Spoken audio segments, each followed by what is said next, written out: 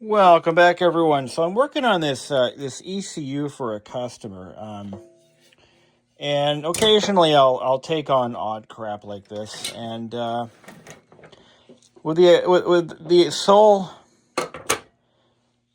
what I tell my customers with these ECUs is I will look to find the problem. Tell me what the description. Give me a description of the issue, and I'll do what I can. 9 times out of 10, it's damaged boards caused by leaking capacitors. These little guys here, these little water towers of power, well, they tend to leak over time. They start to ooze their electrolyte, which is corrosive, and it starts to eat away at the traces on the board, and eventually the whole thing just up and dies. Often with a whimper, not with a bang. I'll tell you, with my own car, my '94 Miata, it wouldn't warm start or hot start and run correctly. It would just kind of limp until it just suddenly, boom, everything's fine. I took it apart and I found all kinds of cool damage. I repaired the damage, and the car has been running perfectly ever since. And I figured this would be another one of those, yep, okay, electrolyte leaking, damaged board, run, wash, rinse, repeat. This one kind of threw me because it actually did have one cap that was leaking, and it was over here, which I've replaced all of them now. They're all new. And the customer was very detailed in his concern. And he had done some testing under the hood, and he determined that the issue was with his crank angle sensor, which runs off of pin 4G. Great. That gives me something to go on. And I started poking around. And first of all, are we getting continuity from the pin to wherever its destination is? It actually goes to one of these resistors over here. And it wasn't. I'm like, huh. So I'm looking at the board. Now let's see, I might give you a nice little close-up view here. This iPhone works better than my magnifier, which ironically cost me about as much as a good iPhone, but the iPhone works better. Anyway, so what I found a little bit of, I'm going to use this little prodding tool here.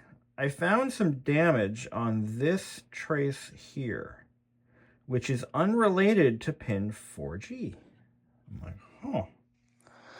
So we went ahead, and I wasn't getting continuity from 4G to here, where it's supposed to, where the destination is, or here. But the trace looked perfect. No damage whatsoever. The little blasting spots that you see, that is my handiwork. What I decided to do is kind of gently scrub away some of the masking and narrow down where this trace is not connecting. And you can see this little speck of dirt right here. Well, that ain't a speck of dirt. That is an actual, look at how good this is. That is an actual blasted trace. Something hit that. Now I'm going to contact the customer, and I'm going to tell him, you need to check your wiring, because that got hit with something hard and fast. And the one near it, look at it. It's just blown right through. That black dot right there. Now, if I didn't know what I was looking for, I would be dumbfounded. I'd be like, you know what? I'm sorry, bud. Can't fix it. Nothing I can do. I would have, now, I cannot see that. I cannot see that. I can see the dot, but only because I know it's there. See, without any magnification to the human eye, and I have pretty good vision, that would have not registered at all. No one would have found that unless you use the tools to find open circuits. What the hell, man? Something hit this. Now, over here, this is not electrolyte damage, by the way.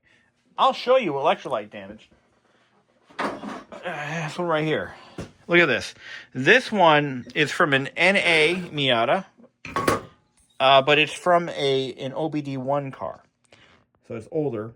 But look at this. This is typically how they come. Look at that. You can see this from space. That is from the capacitors that were located right here. So that's pretty, that's obvious. But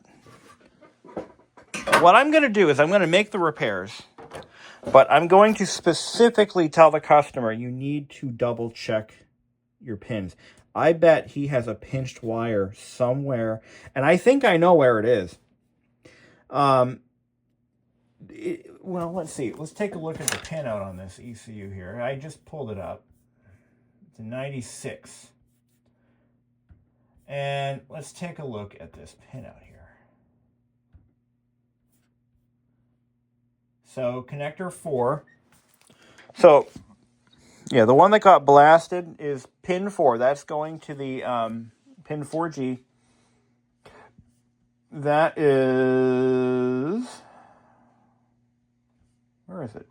I'm looking at the chart here. Connector 4G. 4L, 4L. Why is it not showing up?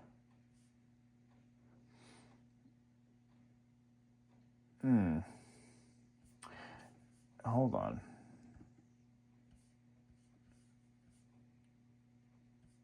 Four A, 4L, 4G. Interestingly enough, the pinout that I found is missing that one bit of information that I need.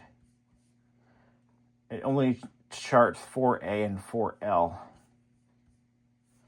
What I'm getting at is there is a temperature sensor behind the cylinder head. And this happened to me. But fortunately on the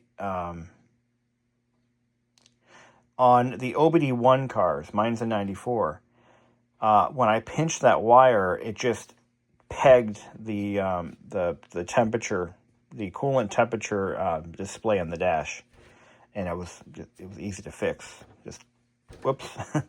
And how that happened was when I was mounting the coil pack, that wire had been pinched. It's very easy to do, and I suspect that that's what happened here.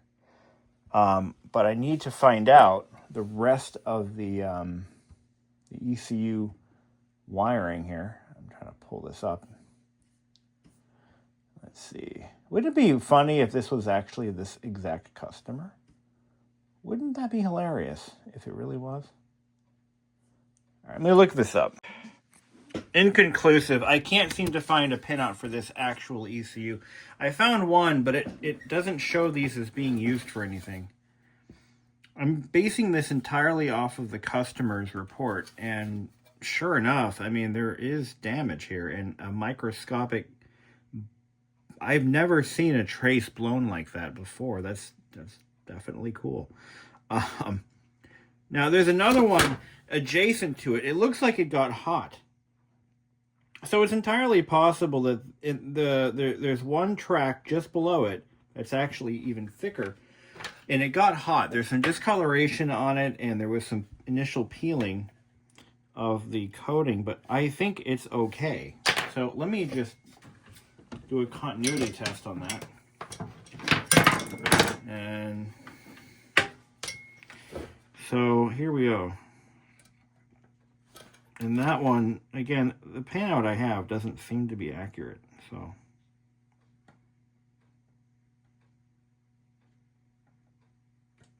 Is it off? No, it's on. Okay, we're good there. Yeah, so that one's got damage, but it's not blowing through. So all we need to do is we need to, now that we know where our damage is, we're going to jump it. There's a little bit of a jumper wire here. And I think I want to...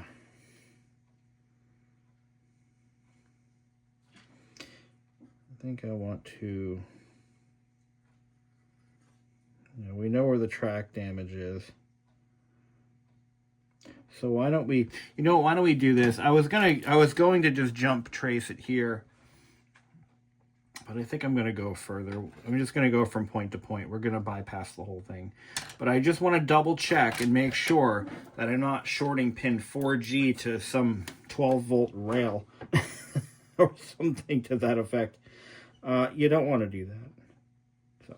So we know the break is between here and here. So from here to here. Okay. Wait.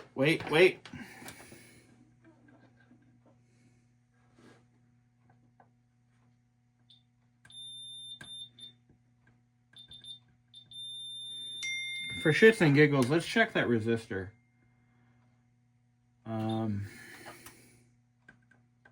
Make sure it's not blown through. Come on now. 0.993 kiloohms. So it's not blown. And the one next to it should be about the same.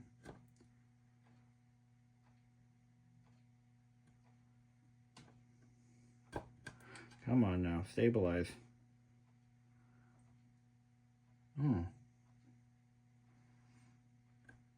I think it's blown. I think it is. I'm not getting anything out of it.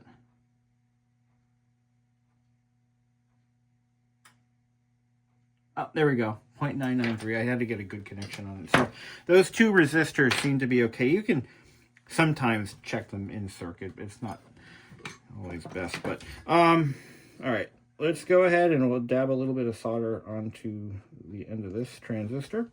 And we're going to dab a little bit of solder onto pin 4G. So we have confirmed without any doubt that there's a problem in sector 4G. That being a completely blasted track. Now, what I replaced that track with is probably a little bit more robust. So if there is a problem, it will blow something more. This is your typical rework wire. It's you don't even need to strip it. The insulation melts away. Just like that. And there you have it. And then we're going to just run it very cleanly on the board. Straight to pin 4G. And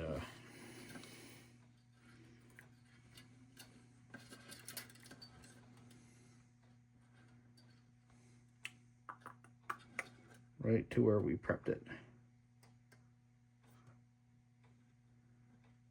Actually, I think some insulation was melted away that I didn't want to melt away. I'm going to do that again. This time what I'm going to do is I'm going to use the point destination, and we're going to cut it. We're going to yeah, you get it. We're going to throw it over here nice and clean, and we're going to run it to our destination point nice and tight. Okay, there we go. We're going to go like that, nice and straight. Easy does it.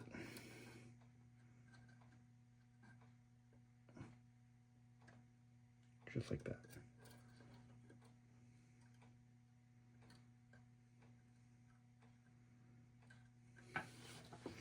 The insulation isn't coming off. Let's try that again.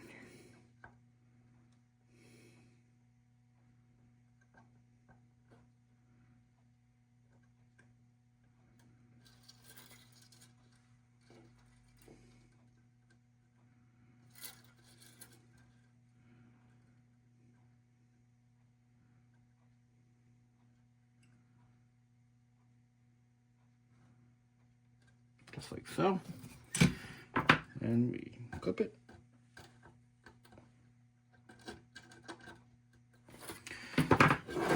and I've got the hot melt gun already heated up, so we're gonna put a few dabs of hot melt on there. Double check our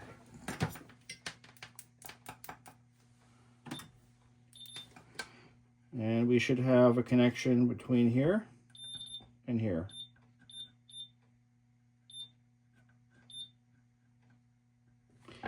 That should actually 0.628. Okay, yeah, because this is going through a resistor and then back over this way, so that should be fine. All right. And that's it. That's it. And we're all set to go. So that's how it's done. Just like that. So this ECU may be fixed. Maybe it's not, but I have no way of testing it. I don't have the equipment to do so. But the customer was made aware of this before they even sent it to me. I said I will do my best, but no guarantees. So there you go. Thank you for watching. So after that was shot, I think I had the ECU out the next day to the customer, and I just received, was it a day or two later, he had put the ECU in the car once it arrived, and the car runs perfect again. So he shouldn't have any further issues with that ECU for some time. We still don't know what caused the burnt trace. Capacitors wouldn't have caused that. But I did notify the customer before I said, before you install this, we actually talked on the phone. Before you install this, please check all the pins on that harness for a short to ground, because that's more than likely what would have caused it. We didn't see the typical corrosion damage from electrolyte that we usually see in the NA Miata ECUs, but we did see that one blasted hole right into the trace, which tells me that it was a heavy hit, whatever it was. So, but bottom line, his car is running fine, and because we've replaced all of the aged out electrolytics, it should last a good long while. So we'll see what happens.